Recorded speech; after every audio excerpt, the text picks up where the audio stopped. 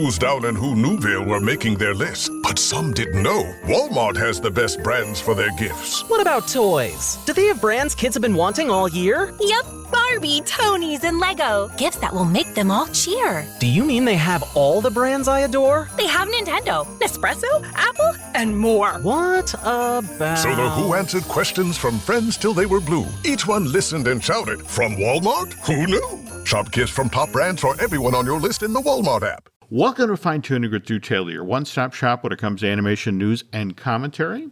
I'm Drew's co-host, entertainment writer Jim Hill, and he and I are recording this week's show on Friday, March 11th, 2022. Today is the day that Turning Red finally showed up on Disney+. And Jesus, that was so ridiculously entertaining. And in a weird sort of way, a groundbreaking film. I kind of feel like every kid on the planet who's on the verge of puberty should be forced to watch a double feature of Pixar's Luca and Turning Red, because both of them basically kind of have the same message that you can love your family and still want to break away from them, be your own person, that it's absolutely okay to be weird. Unless, of course, you're in Florida. You don't want to be different down in the Sunshine State or Texas. That might bite you. No, I think Luca and Alberto's relationship would, you know, we couldn't talk about that in Florida, Jim. There we go. So, obviously, folks, it's been a crazy, crazy week for news, which I promise you we'll get to in a sec. But first, the news portion of Fine Tuning is brought to you by Storybook Destinations, trusted travel partner of the Jim Hill Media Podcast Network. For a worry-free travel experience, please book online at storybookdestinations.com. And this week on My Favorite Murder, Georgia Hardstock and Karen Kilgariff had Jack Brennan on. He's the co-host of the great music podcast Disgraceland. And Jack said this amazing thing about how people disagree on issues right now and how difficult it has become to talk to one another, that it's no longer a world where you can say, I'm right and you're wrong. It's more that I'm right and you're a disgusting pervert. Did you see the responses from DeSantis's office when people were disagreeing with this bill and they were basically insinuating that people were pedophiles? Yes, that's it exactly. Yeah. I mean, the whole groomer thing. So I bring this issue up because just last week we were talking about the Don't Say Gay bill and the position the Walt Disney Company had staked out prior to this bill actually being voted on up in Tallahassee. And Bob Chapek really dug himself a hole back on March 7th when he said the company wouldn't be taking a position on this legislation because they thought, even though Disney says it supports gay, lesbian, and transgender rights, Chapek argued that corporate statements do very little to change outcomes and minds. And that attitude kind of changed over the past week, didn't it, Drew? Yeah. Well, I mean, his whole thing, it was very disingenuous because he's trying to say that the company is apolitical, but we both know, Jim, in 2 years when the Mickey Mouse copyright comes up, there's going to be a lot of lobbying going on. What just struck me was when he would get caught. Like, for example, the thing of, when that statement, the initial statement went out, then he did the open letter to Disney employees, and he talked about how we've been working behind the scenes trying to impact this bill, and only to have DeSantis's office literally reach out and said, we only just heard from Disney today after the vote. Well, can we talk about we are changing hearts and minds through our content, including citing several projects that Disney had nothing to do with, but simply acquired during the 20th Century Fox. But this is the thing. As the week went on, it just got worse and worse. Do you want to talk about the letter from the Pixar employees? Yeah, sure. Okay. So the Pixar employee letter was pretty standard, that they didn't feel seen. And what's amazing, Jim, you'll have to watch before Turning Red Round 2, watch the documentary called Embrace the Panda, and you see just how much of senior leadership and how much of the artists that put these Pixar movies together are a part of the queer community. Okay. But what is fascinating about their letter, I thought, from an animation standpoint, from a someone who was very involved with the Onward team, was that they claim that they have tried to put forward gay and lesbian characters and that they have been rejected. So when Jim and I talk about Luca and Alberto's friendship being more than a friendship, I think this is what we call, Jim, a smoking gun. Oh. And you just watch Turning Red. I'm pretty sure one of her friends is kind of coded as gay, but clearly they would want this stuff to be more front and center. Overt, yeah. You know. And they even remarked that they got notes back from Disney. And obviously a lot of the reporting mentioned the gay character in Onward and how even though it's a blink and you'll miss it reference, it got banned from all these countries. So as this is going south, Disney starts to work the standard playbook. Like, for example, the we're going to make a $5 million donation to the Human Rights Campaign, and to have the HRC summarily reject Disney's payment. You know, I mean, just little, we're not going to take your money. Yeah. You need to make real change. We're not going to take your money until you make real change. And to have things like the tweet today from Walt Disney Feature Animation. For me, it's just sort of startling to watch how quickly this got away from Disney and to watch Chapek in real time realize, I am in over my head. Can we talk about today's statement? Yes. Well, this is like in the last 2 hours or something this happened, right? Yeah. So he apologized again with a little bit more gusto. Right. He said that he was going to stop the campaigns to any candidate in Florida. And I've had people reaching out to me saying, how long until he resigns? Well, no, see, now that's the interesting thing that you bring up, because I found out just yesterday that the current contract that Bob is under with the Walt Disney Company expires at the end of this year. And Bob already had strike one against him with the Scarlett Johansson situation. I mean, that sent a really weird message out into the entertainment community to the effect of, this is how Disney's going to treat talent going forward. I mean, this was the guy who, behind the Air Buddies franchise, a notoriously iffy production when it came to animal rights. But yeah, go ahead. Trust me, we don't want to get into that Parvo story. Yes. There's a mass grave of Air Buddies somewhere in Canada. Yeah. That's a hell of a story there. But again, the interesting thing is, that was strike one. And in this, there's so much of this that's the horror movie scenario, like the calls coming from inside the house. So much of this info is coming from inside of Disney and Pixar. That, he's literally got nobody watching his back at this point. Well, when you feel like your company has betrayed you, the loyalty goes out the window. Right? So, like, you see people like Dana Terrace online, Yeah.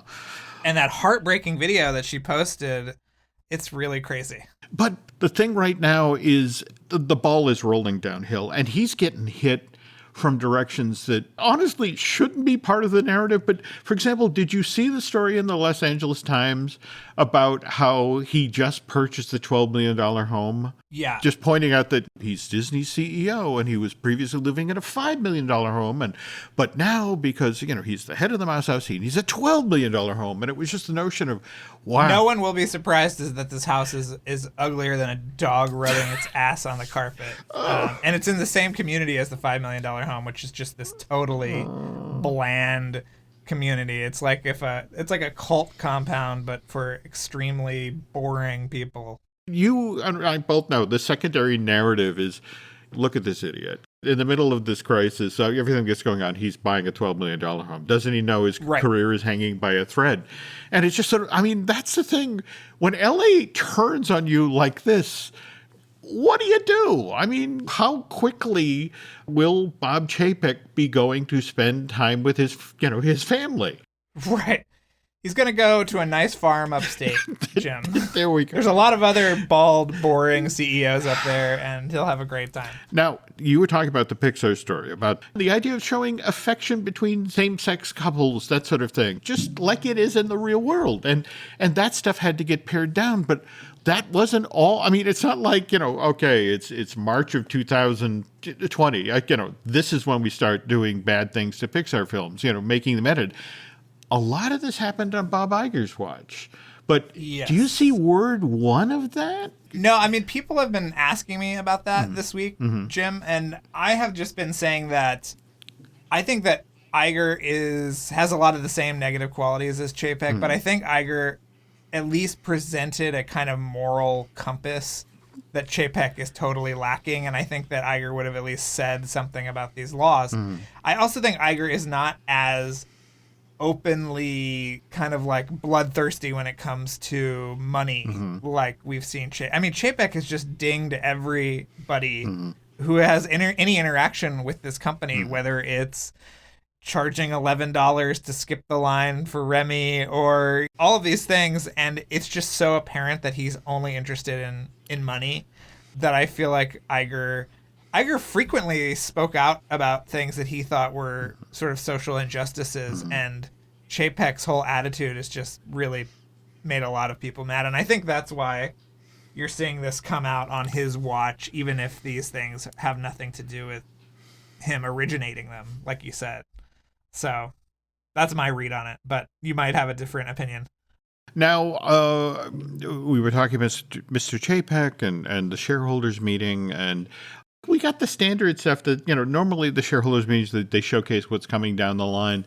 What did you make of this first image that we got of Robert Zemeckis' Pinocchio? Well, it was in the presentation. It was like very fast. There was a little bit of footage, and I thought it was interesting because Pinocchio looks exactly like the animated Pinocchio. I mean, exactly. So I was wondering what you thought of that too, Jim. I hate to say this, but the backlash from the Tim Burton Dumbo, the notion of let's extend the story and let's change the look and let's lose Timothy, I have the uneasy feeling that this was a note that came back. It's like, let's stick with classic Pinocchio. Right. No need to futz with success. I mean, if you think about the cast, I mean, people like Luke Evans, or for that matter, we got our first look at Tom Hanks's Geppetto, which honestly doesn't wander all that far from the look of the 39 film either. I also wonder if, I did that big feature for Vulture a couple of years ago where I talked to Sean Bailey, and he said, they have levers that they can pull that other studios can't. And I wonder if he's so traditional looking because the Guillermo Pinocchio, also coming out later this year, is so different from the Disney one. I would bet you that did play into this decision as well. I mean, lean into your strengths. This is a great look for the character. It's been a great look for the character since the late 30s, early 40s. So, why not do it again? On the other hand, we also got to look at Peter Pan and Wendy, right? Yeah. Did you see that? I don't know if there were photos of it released after the fact, but no, I haven't seen anything. Okay. I missed that. It was very brief. It was like Pinocchio. It was very, very brief, but it looked great. I mean, David Lowery is so cool. Have you seen The Green Knight yet, Jim? From last year? After I do my second viewing of Turning Red. I think you would really like that one a lot. Oh, okay. I'll definitely give it a shot. And speaking of corporate presentations, we also had the Apple event earlier this week, and we got our first look at Skydance Animation's Luck, right? Yeah. What did you think of that footage? I'm really hoping that this one lands. I really like what I saw. What did you think? Yeah, I mean, it's very interesting that they say from the creator of Toy Story and Cars. You and I have both talked about how John Lasseter, being the sort of creative lead at that studio, I mean, it comes with baggage, but it's also a virtue, at least for a generation of film goers. I'm going to be fascinated between now and August to see what they do with John, how they bring him out. Yeah, especially because they're about to announce somebody else is joining the team over there, which I know we've talked about. We cannot discuss it yet, but it's a very big name in animation. It's a get. It's a get. Yeah. But again, the problem is for a lot of folks, they had to have watched the presentation to get that footage. On the other hand, just this week, they released a wonderful scene from The Bad Guys. Have you seen this thing? No, I haven't seen it. Oh, man. It's this great scene with Sam Rockwell's Mr. Wolf character. It's only like 58 seconds long. But it's this interaction between Rockwell's Mr. Wolf character and Zazie Beetz, Diane Foxington, the Fox character. And the trailer made me excited for this movie, but to watch these characters in just a dialogue scene and how crazily well animated and staged it is, it's like April 22nd can't get here soon enough. Yes. And then we also got a trailer for Apollo 10 and a half. What did you think of that? I thought it looked amazing. I mean, I'm a huge fan of Richard Linklater, and I love his two other animated features, Waking Life and A Scanner Darkly. So I cannot wait for this, and I've heard it's amazing. I mean, we heard about this movie a couple of years ago, and he was kind of like asking people from the Dallas area to send in ephemera from that period, from the Apollo 11 period. And I hear that it really gets into the kind of minutia of what it was like living back then in Texas. What did you think? I thought that the trailer is very charming, and I cannot wait to see it. It is. And again, as a kid who grew up in the late 60s and watched, that was what was fascinating about Apollo 13, how they captured that moment where attention began to wane. Right. And that's what's fascinating about Apollo 10 and a half is that, it's that period of time when, we could not have been more excited. We could not have been more focused on what was going on with the Apollo program. And so to put you on the ground in that world where it was really happening, amazing idea. On the other hand, I don't know if I'm quite as excited about Boss Baby Back in the Crib, the new Netflix series. This is actually supposedly picks up after the story concluded in Family Business, the sequel that came out last July on Peacock. The movie or the show? Remember the Boss Baby feature film, the Boss Baby 2, that debuted on... How could I forget, Jim? Yeah. Well, I mean, Jeff Goldblum with the face of Tweedledum and Tweedledee. I mean, how could you not remember that film? But I'm fairly confident as we head into this weekend, which, by the way, this is the weekend the 49th Annies are being held. And the Critics' Choice, which I finally got to vote in this year. Okay, okay. Yeah. Sadly, this show's going to go up on the 15th, I want to say. So you're going to miss the live stream of the Annies, of what's being held at the Royce. But The Mitchells versus the Machines seems to be the film to beat. I mean, it seems to be taking home every award in every direction, but yet just last week, the Visual Effects Society held its awards, and Encanto took home the animated feature. What's your feeling as we continue our march toward the Academy Awards?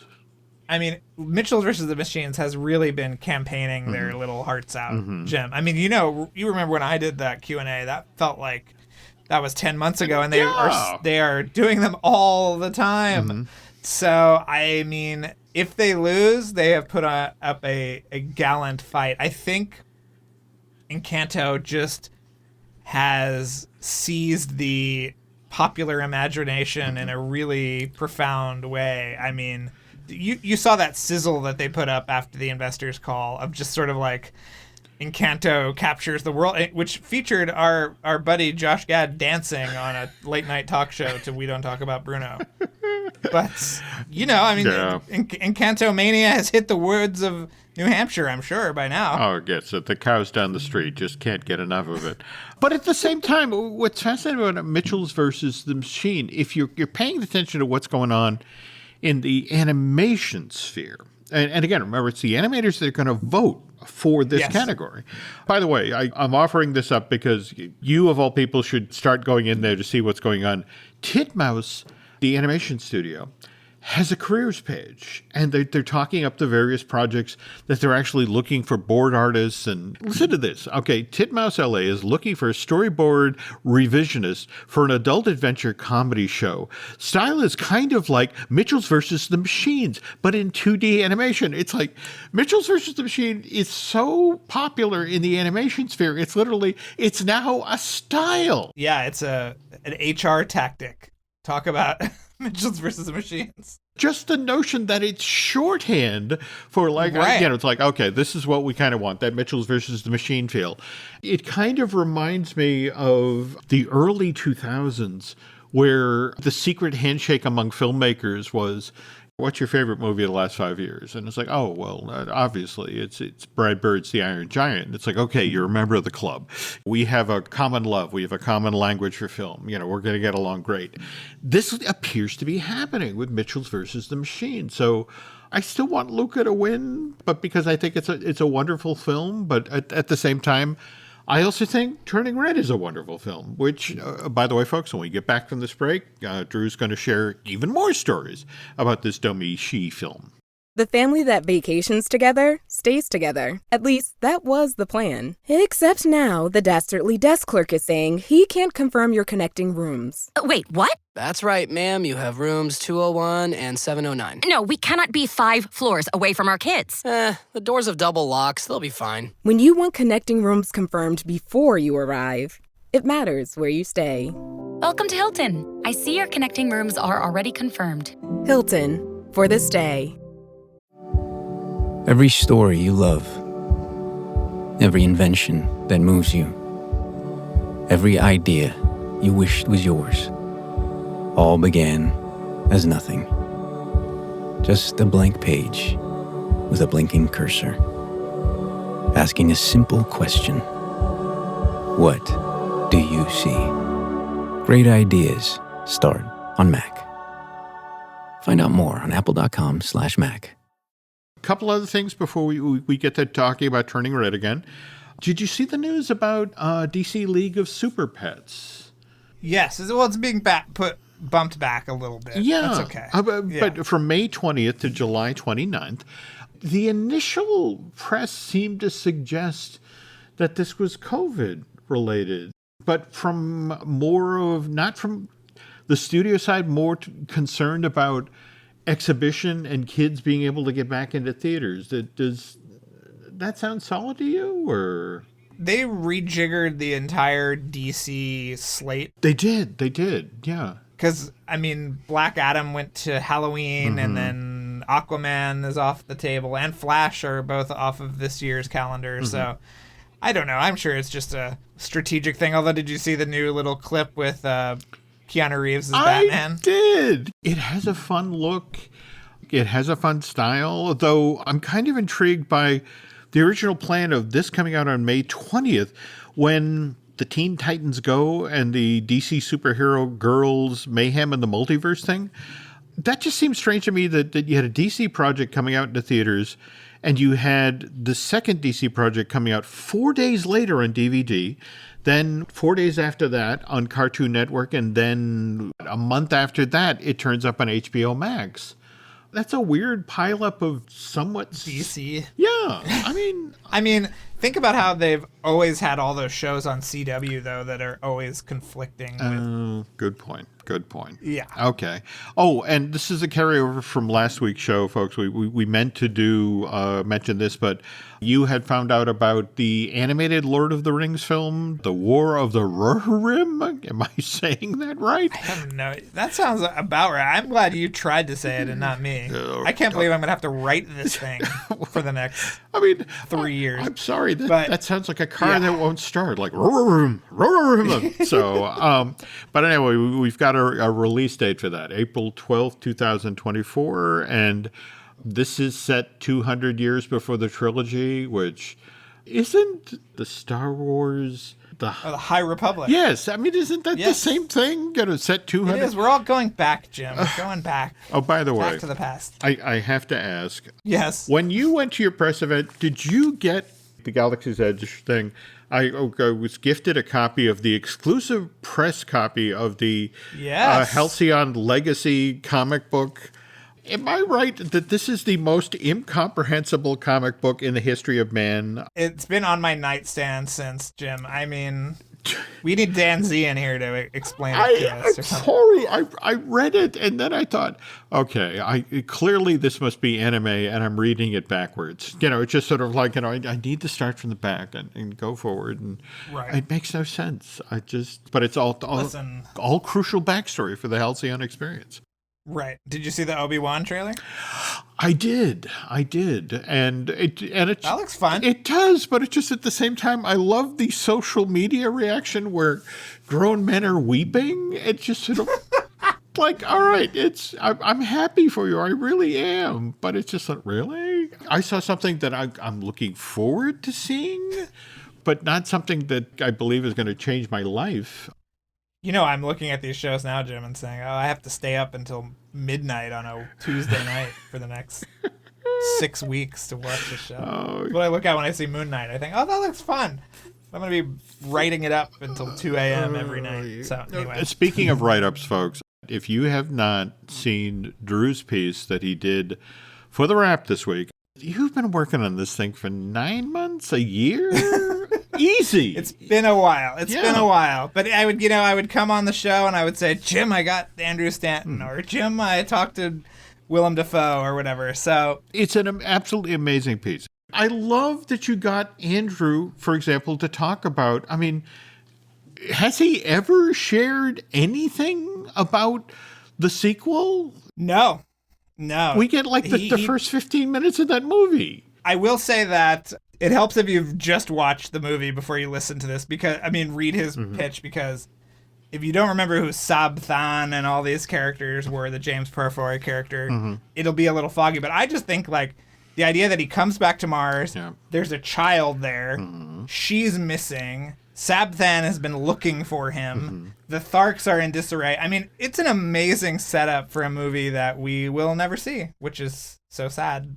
Only you, the entertainment writer uber nerd, could have made the Beneath the Planet of the Apes connection. I was reading that of course, the man who has a dog named Nova would make that connection. Yeah, the idea is that I guess there is a technologically advanced race underneath the Martian surface that's kind of the puppet master. Pretty cool. Pretty cool idea. Cool. But at the same time, I love that you got Andrew to talk about what it was like to have something you've been passionate about. You work for 5 years of your life and it suddenly goes south. For example, the stories he told about, the original plan for the Finding Nemo sequel.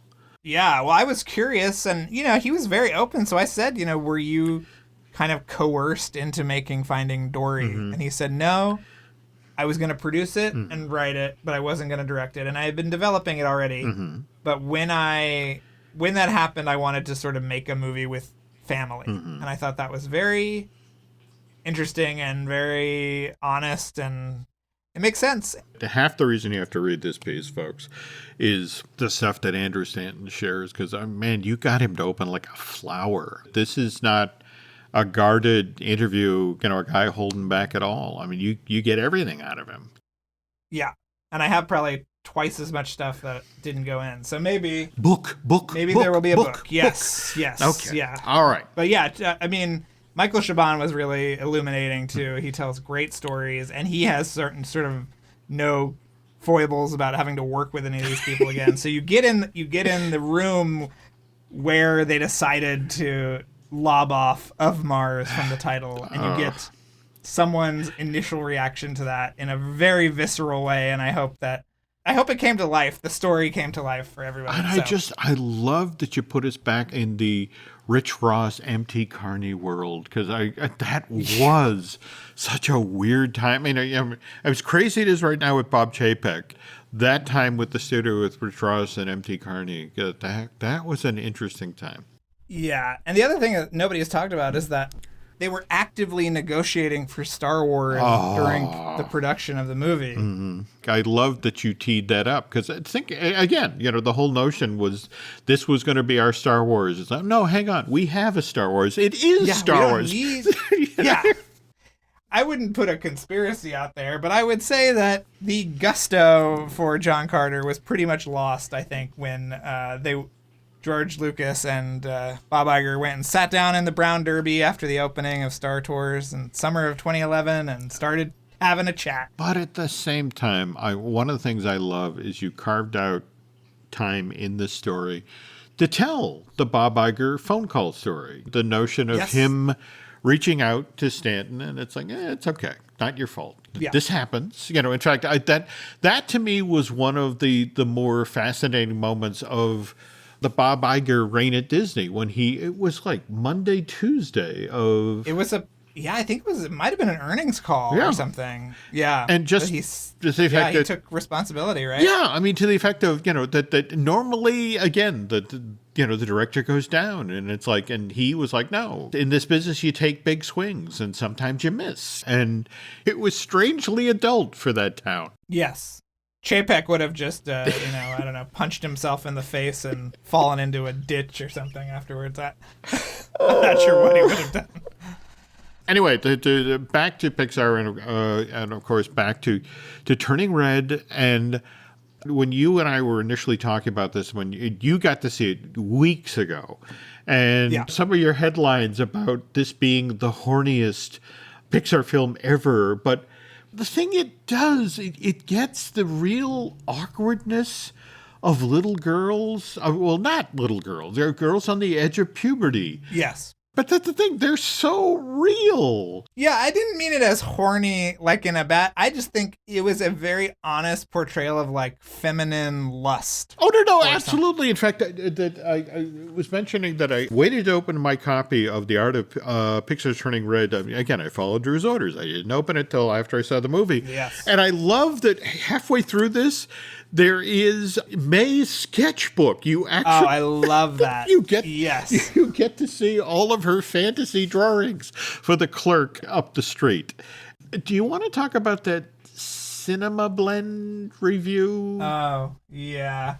I am partially to blame for that whole thing, I feel, because my response got a lot of attention. But plenty of other people tweeted it, so I can't feel too guilty. But it was basically a white critic saying the focus of the movie was too narrow, so he couldn't identify with it, and he called it exhausting.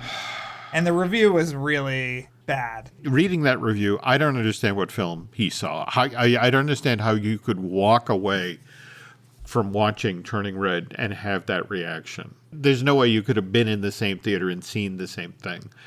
Reading that review, it just kind of reminded me of the whole Kung Flu thing, or I think you and I talked about the Kelly Marie Tran thing that happened with The Last Jedi, when so many of the Star Wars fans piled on because how dare you do a film where you have an Asian female in a lead role and being a hero. It's weird because he didn't feel that way about Coco, but yet he feels that way about Turning Red. And I think Turning Red is like top tier Pixar. It's so interesting you say that because I was trying to figure out.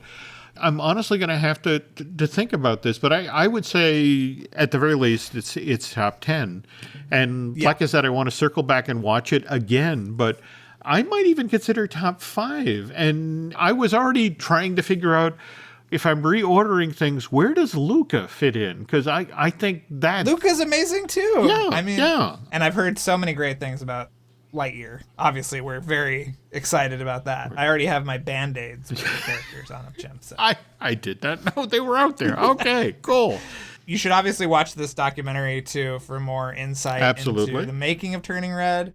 And like Jim said, the art of book is amazing. But also, people should be paying attention to The Wrap, because you have a couple of additional stories you're going to be posting there about this Domichi film. So we'll have something about the alternate versions that didn't exist. So Jim, you would appreciate this because I went through that book and with a Sherlock Holmes magnifying glass and I said, who is this? Who is this? Who is And so you'll learn about the gangster character that was trying to take over the temple at one point. You'll learn about when May was actually installed in the temple as a deity. You'll learn about all these crazy alternate versions. I think in the first 10 or so pages of the art of book, they talk about the original idea of May having a double life. The dutiful daughter at home, but she's rebel. In fact, they had those, those bright red outfits that she supposedly changed into that she got to school. Yeah. But then they talk about how Domi recalled her own childhood. And it's like, that wasn't who I was. I was the dutiful daughter. But at the same time, because I was just 13, and that's what happens, when hormones kick in, I was rebellious. But at the same time, I love that, for example, when they were working on Ming, and of course there is the stereotype of the tiger mom. Yeah. And how, again, the folks at Pixar didn't want to settle for the easy thing. Let's make her a tiger mom. And it's like, no, this character can be deeper. This character can be different. She's amazing. Sandra Oh, that's like one of my favorite vocal performance. We were talking about vocal performances last week. Yep. I thought her performance was amazing. Well, no, she did a great job, but at the same time, wasn't it, again, it's like, oh, it's James Hung. He's still kicking. I just saw him at the mall, Jim. Don't worry. Did you really? Oh, yes. Oh, But yeah, I mean, if you think about what an animation superstar he is, between the Emperor's representative in Mulan and Mr. Ping and the Kung Fu Panda things, and then this, I mean, it's just such a fun little role, but so crucial to the story. Well, I loved how kind of 80s Saturday morning cartoon the ritual was. I mean, it just surprised you at every turn. That could have been a real solemn kind of like, light the candle thing. Yep. And he's got a sword with a laser shooting out of it. I mean, every time you think this movie is going to zig, it zags in the most beautiful and affecting. I found the third act to be very emotionally engaging. I have to admit, when we got to the astral plane, especially the second trip to the astral plane. Yes. We won't say too much about it. No, what happens at the Dome in Toronto. Though I will say this much, I love the fact that when they were doing the 4-town concerts, they talk about how they spent months looking at fan sites for boy bands from that time to get the look, the style, everything down. Well, I asked Domi, I said, how much research did you do? I mean, do they exist in the same world as Backstreet Boys? I told her Tarantino wrote 5 episodes of Bounty Law for Once Upon a Time in America. How deep do you know about 4-town? But she said that, they were real. They were hanging out. One of them was supposed to be older at one point where when all the crazy stuff starts to happen, he says, "Hey man, I got a couple of kids." And I thought that was kind of funny. There's supposed to be an older one. Anyway, you'll see all of this coming forth in the next few days. But the fact that you got to see this up on the big screen in the El Cap. Oh, people were losing their minds. I mean, it was like going to a rock concert. And Domi is such a star. I cannot wait. The one thing Pixar will have to do is lock her down. Oh. We've seen so many, Josh Cooley, Lee Unkrich, a lot of people have been going out the door. They need to, I don't know what, back the money truck up to her apartment and just make her stay there, right? I totally agree. I mean, but at the same time, think about it. As sweet and as charming and as small as Bao was, would you have predicted that the person who brought us Bao could deliver this? Well, she has such a point of view. I think this is totally of a piece with Bao. And what I think will be interesting is when people watch this and Brave together, because they are both movies about communication between mothers and daughters and a magical transformation that gets in the way of that communication. I feel like really. I love that. That's right? That's like, a great this connection. This is such a different vibe, and I feel like just so idiosyncratic and relatable. Totally. I mean, it's so vivid and tangible. And again, I love the fact that the way they leaned into the awkwardness of prepubescent girls and made it so relatable. From the Ferris Bueller-like opening, 2 minutes in, you're captured. And it's got a real edge, too. I mean, there's the scene where she attacks the boy at the party. Yeah. Which sort of reminded me of almost like Edward Scissorhands, where the scene where he's kind of cutting the little boy. There we go. It's real. This is real stuff. It's good. May's in the second and third act of this thing. Watch it, Jim. Watch it. I'm just saying, from Watch an it. adolescent dealing with a parent, it's like Yes. they don't pull their punches. Well, and what about how Ming is put in May's position when she's dealing with her mother on the phone and her mother coming to visit? We can't say anything about this. No, we can't. The grandmother coming is a big deal. It is, and seriously, if you haven't watched Turning Red by this point, just do it now. And more to the point, how can you call yourself an animation fan if you haven't watched Turning Red by now? I guess my only qualm is I feel like this is a film that deserves to be rewarded, but being released in March, by the time we get around to award season for 2023, we're going to have things like The Bad Guys. We're going to have things like Lightyear. We're going to have things like Across the Spider-Verse Part 1. And I worry that Strange World, Pinocchio, Wendell and Wild, Apollo 10.5. Jim, this is a big year for animation. It is. And I just feel like people are going to be talking about this movie 10, 15, 20 years from now. I want to see it get a couple of trophies to put on Domi's mantle. Yes. I just worry with this release date, the industry doesn't tend to remember things that open this early in the year. So, but Jim, she's not even 40 yet. Okay, we've got a long road of Domi brilliance to come, I hope.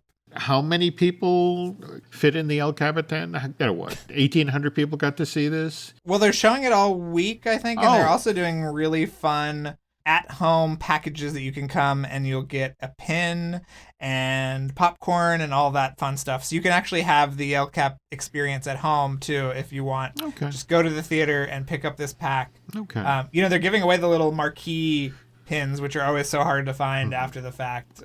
So, and go get a milkshake next door. Those Ghirardelli milkshakes. Good God, they are crazy stuff.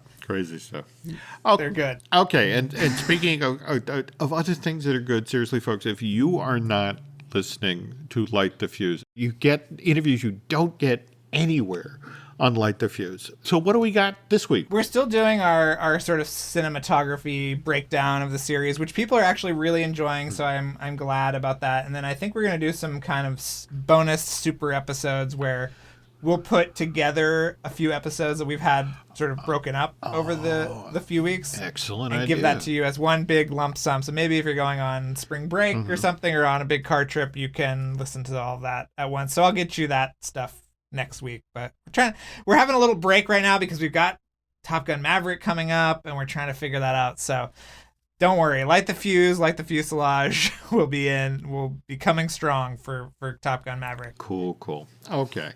And you're missing out if you're not following Drew on social media. So can you tell folks how to do that? Sure, it's Drew Tailored, like a tailored shirt, on Instagram and Twitter, and obviously Light the Fuse episodes every week, just like Fine Tuning. And if you're looking for us on social media, you can go find us on Twitter and Instagram as Jim Hill Media, and then over on Facebook is Jim Hill Media News.